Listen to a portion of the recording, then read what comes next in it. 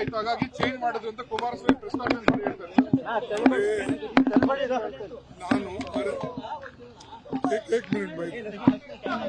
ನಾನು ಯಾರು ಸ್ಟೇಟ್ಮೆಂಟ್ ಕೊಡ್ತಾರೋ ಅದಕ್ಕೆ ನಾನು ರಿಯಾಕ್ಷನ್ ಮಾಡಲ್ಲ. ನಂದೇನಂದ್ರೆ ಮನ್ರೇಗಾ ಇದು ಒಂದು ರೈಟ್ ಟು ವರ್ಕ್ ಕೊಡುಗೆ ಕೊಟ್ಟಿದ್ದು. ಡೈರೆಕ್ಟಿವ್ ಪ್ರಿನ್ಸಿಪಲ್ಸ್ ನಲ್ಲಿ ಆರ್ಟಿಕಲ್ 41 ಪ್ರಕಾರ ಸೋನಿಯಾ ಗಾಂಧೀಜಿ ಅವರು ಇದ್ದಾಗ ಇದನ್ನ ಕಾನೂನು ರೂಪದಲ್ಲಿ ಮನಮೋಹನ್ ಸಿಂಗ್ ಅವರು ತಂದಂತ ಒಂದು ಕಾನೂನು. ಅದಕ್ಕಾಗಿ ಇದು ಬಡವರ ಹೊಟ್ಟೆ ತುಂಬತಕ್ಕಂಥದ್ದು, ಬಡವರಿಗೆ ಸಹಾಯ ಮಾಡತಕ್ಕಂಥದ್ದು ಒಂದು ಕಾನೂನಿಗೆ ಅವರು ಕೊಡ್ಲಿ ಪೆಟ್ಟು ಹಾಕ್ತಾ ಇದ್ದಾರೆ. ಒಂದು. ಎರಡನೇದು, ಪಂಚಾಯತ್ನಲ್ಲಿ ನಡೀತಕ್ಕಂಥ ಕೆಲಸಕ್ಕೂ ಕೂಡ ಇದು ಅಡ್ಡಗಾಲು ಹಾಕ್ತಕ್ಕಂಥದ್ದು ಒಂದು ಯೋಜನೆ. ಮೂರನೇದು 60-40 ಅಂತ ಹೇಳಿ ರಾಜ್ಯದ ಮೇಲೆ 30% ಹೆಚ್ಚಿನ ಭಾರವನ್ನ ಹಾಕ್ತಕ್ಕಂಥ ಕೆಲಸ ಕೇಂದ್ರ ಸರ್ಕಾರ ಮಾಡಿದೆ. ಮೊದಲ 90-10% ಇವತ್ತು 60-40 ಮಾಡಿದ್ದಾರೆ. ಮಾಡಿದ್ದು ಅರ್ಥ ಏನಂದ್ರೆ ಈ ಮನ್ರೇಗಾ ಕಂಪ್ಲೀಟ್ ಆಗಿ ಸ್ಟಾಪ್ ಮಾಡಬೇಕು, ಬಡವರಿಗೆ ಸಿಗ್ತಕ್ಕಂಥದ್ದನ್ನು ನಿಲ್ಲಿಸಬೇಕು ಅಂತಕ್ಕಂಥದ್ದು ಅವರ ಉದ್ದೇಶ ಆಗಿದೆ.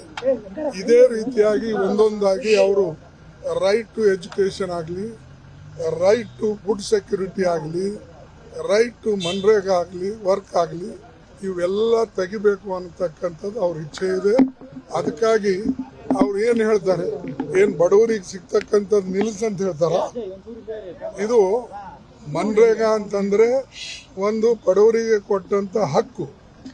ಅದಕ್ಕೆ ಇವರು ಏನೇ ಅದಕ್ಕೆ ಒಂದು ಎಕ್ಸ್ಪ್ಲನೇಷನ್ ಕೊಟ್ಟರೆ ಇದು ಸರಿ ಇಲ್ಲ. ಒಂದು, ಯಾರು ಇದಕ್ಕೆ ಕ್ರಿಟಿಸೈಸ್ ಮಾಡ್ತಾರೋ ಮನ್ರೇಗಾ ತೆಗಿಬೇಕು, ಸರಿ ಇಲ್ಲ, ಕರಪ್ಷನ್ ಇದೆ, ನೀವೇ ಅಲ್ಲ, ಸೆಂಟ್ರಲ್ ಗೌರ್ಮೆಂಟ್ ಆಡಿಟ್ ಮಾಡೋದು.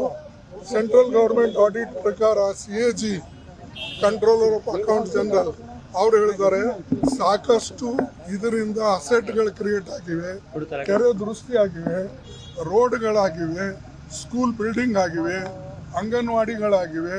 ಇಂಥವೆಲ್ಲನೂ ಅಸೆಟ್ ಕ್ರಿಯೇಟ್ ಆದಂಥ ಒಂದು ಯೋಜನೆ. ಇದಕ್ಕೆ ಅವರು ವಿರೋಧ ಮಾಡ್ತಾರಂದ್ರೆ ಅವರು ಜನ ವಿರೋಧಿಗಳು. BJPಯವರು ಜನ ವಿರೋಧಿಗಳು. ಮೋದಿ ಇವತ್ತು ಬಡವರಿಗೆ ಸಹಾಯ ಮಾಡೋದು ಬಿಟ್ಟು ತನ್ನ ಇರ್ತಕ್ಕಂಥ ಸಂಪತ್ತನ್ನ ದೊಡ್ಡ ಕಾರ್ಪೊರೇಟ್ಗಳಿಗೆ ಕೊಡೋಕ್ಕೆ ಇವ್ರದ್ದು 30% ಮನ್ರೇಗಾದಲ್ಲಿ ಅಮೌಂಟ್ ಕಟ್ ಮಾಡ್ತಾ ಇದ್ದಾರೆ.